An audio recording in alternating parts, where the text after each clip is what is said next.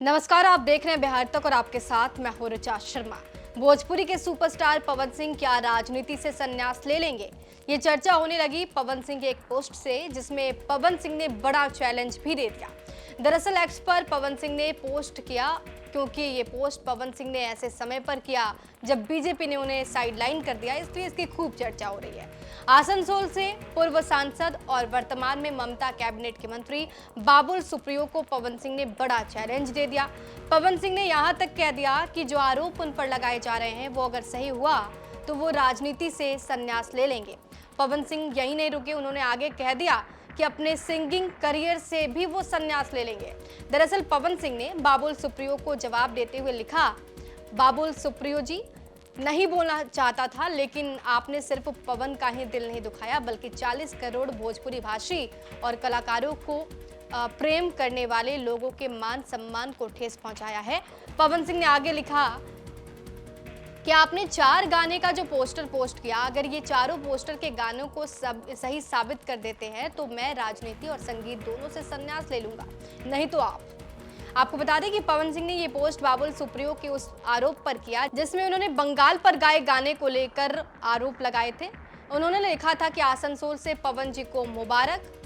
मैंने व्यक्तिगत रूप से इसकी पुष्टि नहीं की है और ना ही करूंगा, लेकिन मेरे पास इन फिल्मों के पोस्टर्स की बाढ़ आ गई है। कलाकार पवन जी के खिलाफ तो कुछ नहीं बोल रहा हूं, लेकिन अगर ये पोस्टर सच है तो ये स्पष्ट रूप से दिखाता है कि किस तरह का सम्मान बीजेपी का है बंगाल के लिए और विशेष रूप से बंगाल की महिलाओं के लिए। निश्चित रूप से माननीय सीएम सर पोलो ग्राउंड में उनके लिए प्रचार करने आएंगे। उन्होंने आगे कहा था कि मैंने हमेशा ये कहा है कि बीजेपी बंगाल विरोधी है।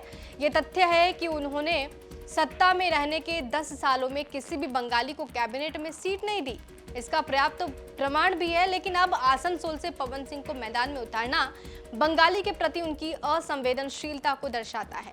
महिलाएं, जो बंगाली महिलाएं हैं, उनको अपमानित करने और फिल्म के शीर्षकों और गानों में उन्हें पूरी तरह से अपमानजनक तरीके से चित्रित करने के मामले में निश्चित रूप से ये अपराध है। पहली सूची अपने आप में बंगाल में बीजेपी के ताबूत पर आखिरी कील है। मेरे शब्दों को याद रखें और ये नामांकन अपने आप में वास्तविकता को दर्शाता है। बंगाल के लिए बीजेपी की मानसिकता और बंगालियों और बंगाली महिलाओं के लिए उनके मन में कितना सम्मान है, इस विषय पर ये मेरा आखिरी ट्वीट है और मैं इसलिए लिख रहा हूँ क्योंकि मैं आसनसोल से प्यार करता हूँ और हमेशा करता रहूंगा। अब इस पर और कुछ पोस्ट नहीं करूंगा, बंगाल को फैसला करने दीजिए। अब इसी पोस्ट के जवाब में पवन सिंह ने लिखा कि बाबुल सुप्रियो को साबित करना होगा कि पवन सिंह के गाने से बंगाल की महिलाओं का अपमान हो रहा है। बहरहाल पवन सिंह के इस चैलेंज का जवाब बाबुल सुप्रियो कैसे देते हैं ये तो वक्त बताएगा, लेकिन बीजेपी ने पवन सिंह को पश्चिम बंगाल के आसनसोल सीट से उम्मीदवार जरूर बनाया था। हालांकि उन्होंने 24 घंटे के भीतर ही टिकट लौटा दिया और चुनाव लड़ने से इनकार कर दिया। इसके बाद खबरें ये आई कि वो बिहार की आरा सीट से चुनाव लड़ना चाहते हैं और वो दूसरे किसी दल से टिकट लेकर भी मैदान में उतर सकते हैं। ऐसे में बीजेपी को उनका व्यवहार पसंद नहीं आया और पार्टी ने उनसे किनारा कर लिया। इतना ही नहीं, उन्हें स्टार प्रचारकों की लिस्ट से भी बाहर कर दिया गया। हालांकि पवन सिंह के करीबियों का कहना है कि जब भी चुनाव लड़ेंगे बीजेपी से ही लड़ेंगे और बीजेपी छोड़कर कहीं नहीं जाएंगे। अब देखना होगा कि पवन सिंह का अगला कदम क्या होता है। बने रहिए हमारे साथ, देखते रहिए बिहार तक।